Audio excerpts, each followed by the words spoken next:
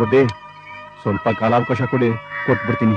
ಸಾಕ್ ನಿಲ್ಸಯ್ಯ, ಈ ಮಾತನ್ನ ಕೇಳಿ ಕೇಳಿ ಸಾಕಾಯ್ತು. ಎರಡು ಹಾಕಿದ್ರೆ ದುಡ್ಡು ತನಗೆ ಬರುತ್ತೆ. ಸರಿ, ಒಂದ್ ಕೆಲಸ ಮಾಡು, ಈ ಸಾಲ ತೀರ್ಸೋವರೆಗೂ ಹೊಸಾಕರ ಎರಡನ್ನು ಎಳ್ಕೊಂಡೋಗಿರ್ತೀನಿ. ನೀ ಸಾಲ ತೀರ್ಸಿದ ಮ್ಯಾಕೆ ಬಂದ್ ಎಳ್ಕೊಂಡೋಗು. ಹೊಸಾಕರ ಎರಡನ್ನ ಎಳ್ಕೊಂಡ್ರೆ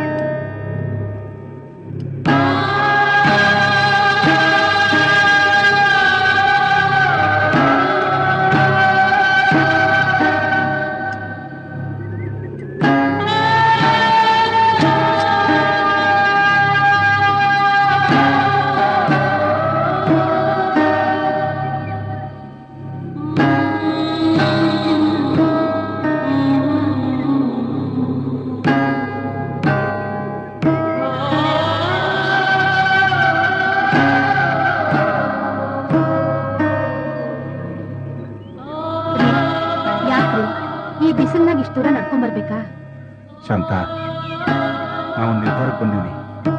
ಅದ್ರ ಬಗ್ಗೆ ಮಾತಾಡಕ್ಕೆ ನಿನ್ನ ಬರಕ್ಕೆ ಹೇಳಿದ್ದು. ನೀವೇನೇ ನಿರ್ಧಾರ ತಗೊಂಡ್ರು ಅದು ಸರಿಯಾಗೇ ಇರ್ತೈತೆ. ಅದಕ್ಕೆ ನಾನು ಯಾವತ್ತಾದ್ರೂ ತಡೆ ಹಾಕಿದೀನಾ? ಶಾಂತ, ನಾನು ಅದೃಷ್ಟವಂತ, ಬಹಳ ಅದೃಷ್ಟವಂತ. ನಿನ್ನಂತ ಹೆಂಡತಿನ ಪಡೆಯಕ್ಕೆ ನಾನು ಪುಣ್ಯ ಮಾಡೀನಿ. ನಾನು ರೀ ಪುಣ್ಯ ಮಾಡಿರ್ಬೇಕು ನಿಮ್ಮಂತ ಗಂಡನ್ ಪಡೆಯೋಕೆ.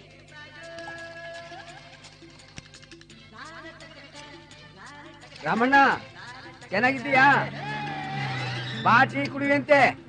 ಪರವಾಗಿಲ್ಲ ಶಿವಪ್ಪ, ಔಷಧದ ಕೆಲಸ ಅದೇ, ಆಮ್ಯಾಗ ಬರ್ತೀನಿ.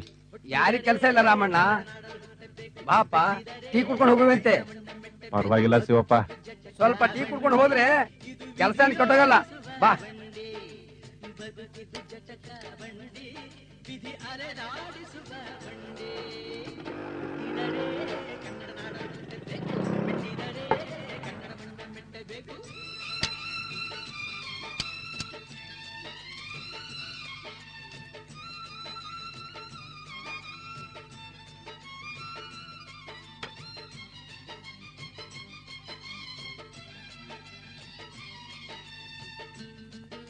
ನೋಡ್ ರಾಮಣ್ಣ, ನಿನಗ್ ಬಂದಿರೋ ಕಷ್ಟ ಸ್ವಲ್ಪ ಜಾಸ್ತಿನೇ. ಏನ್ ಮಾಡೋದು, ಹಾಳಾದಿ ರಾಜಕೀಯದವರು ಅವ್ರ ಜಮೀನು ಎಲ್ಲಿರುತ್ತೆ ಅಲ್ಲಿ ನೋಡ್ ಮಾಡ್ತಾರೆ.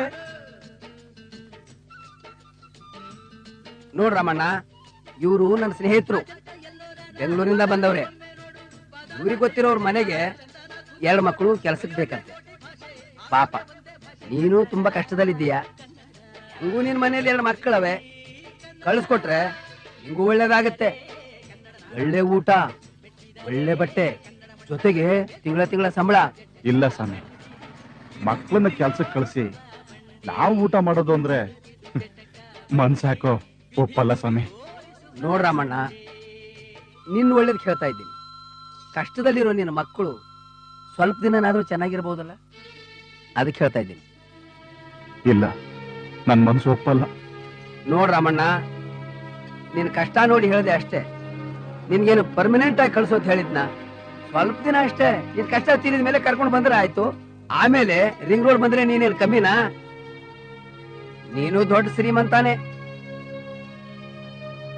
ನನ್ನ ಮನ್ಸು ಯಾಕೋ ಒಪ್ಪಕ್ಕಿಲ್ಲ ಶಿವಪ್ಪ. ಬರ್ತೇನೆ ಶಿವಪ್ಪ.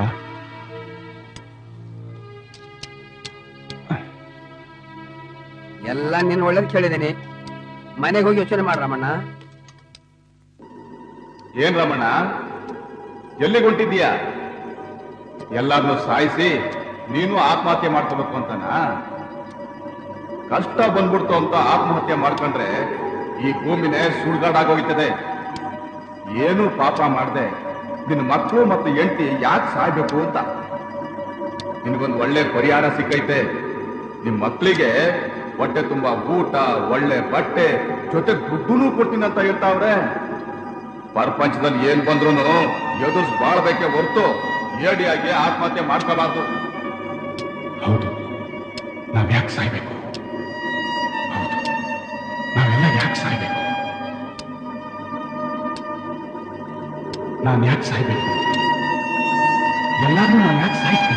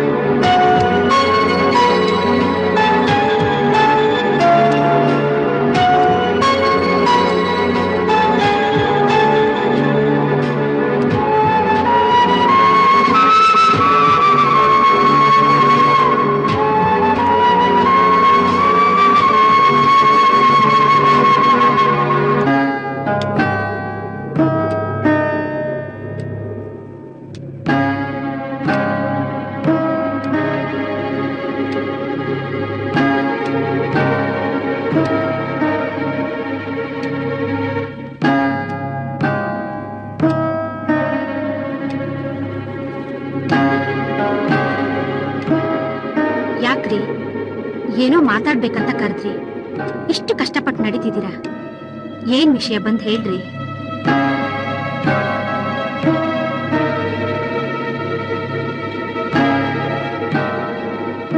ಈ ಸಮಾಜ ನಮ್ ಬಗ್ಗೆ ಏನ್ ಹೇಳ್ತದೆ? ಏನನ್ನುತ್ತೀರಿ?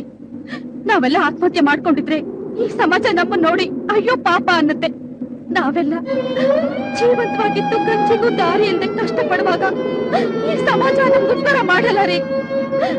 ಸಾಕು ಸಾಕು ರೀ, ಈ ಸಮಾಜಕ್ಕೋಸ್ಕರ ನಡೆದುಕೊಂಡು ಬಾಳಿ ಸಾಕು. ನಾವು ನಮ್ಮ ಮಕ್ಕಳು ಬಾಳು ಚೆನ್ನಾಗಿರ್ಲಿ ಅನ್ನೋದಕ್ಕೋಸ್ಕರ ಮಕ್ಕಳನ್ನ ಕೆಲ್ಸಕ್ಕೆ ಕಳ್ಸೋದ್ರಲ್ಲಿ ಯಾವ ತಪ್ಪು ಇಲ್ಲ ರೀ, ಯಾವ ತಪ್ಪು ಇಲ್ಲ.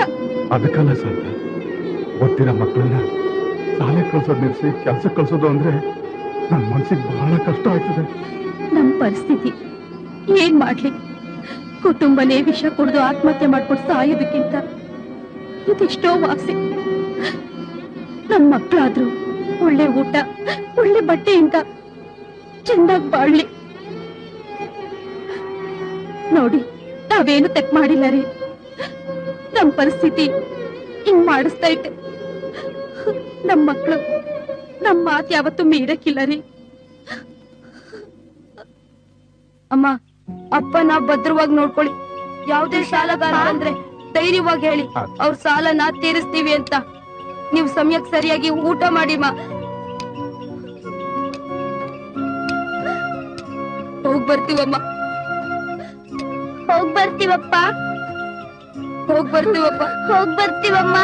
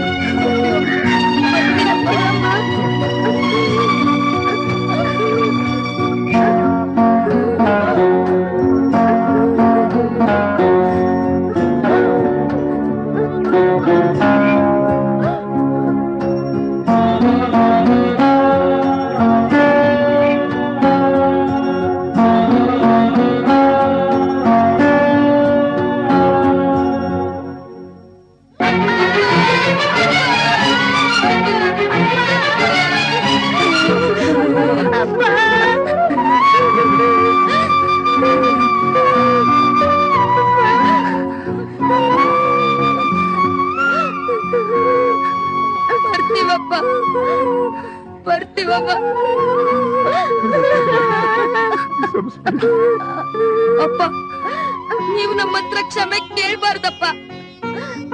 ಅಪ್ಪ ಅಮ್ಮನ್ ಪ್ರಾಣ ಕಾಪತ್ ಬರುವಾಗ ಮಕ್ಕಳು ಅವ್ರಿಗೋಸ್ಕರ ದುಡಿಯೋದ್ರಲ್ಲಿ ತಪ್ಪೇನಿಲ್ಲಪ್ಪ. ನೀವ್ ಹೇಳ್ಕೊಟ್ಟಿರೋ ನೀತಿ, ನ್ಯಾಯ, ನಮ್ ಒಳ್ಳೇದಕ್ ಕಾರಣ ಆಗತ್ತೆ. ಇಂಥ ಪರಿಸ್ಥಿತಿಲಿ ನಮ್ಮ ಹೆತ್ತವ್ರನ್ನ ಕಾಪಾಡೋದು ನಮ್ ಕರ್ತವ್ಯ. ನೀವಿಬ್ರು ನಮ್ಮ ಮಕ್ಕಳಲ್ಲಪ್ಪ, ನೀವಿಬ್ರು ನಮ್ಮ ಮಂದೆಯವರು.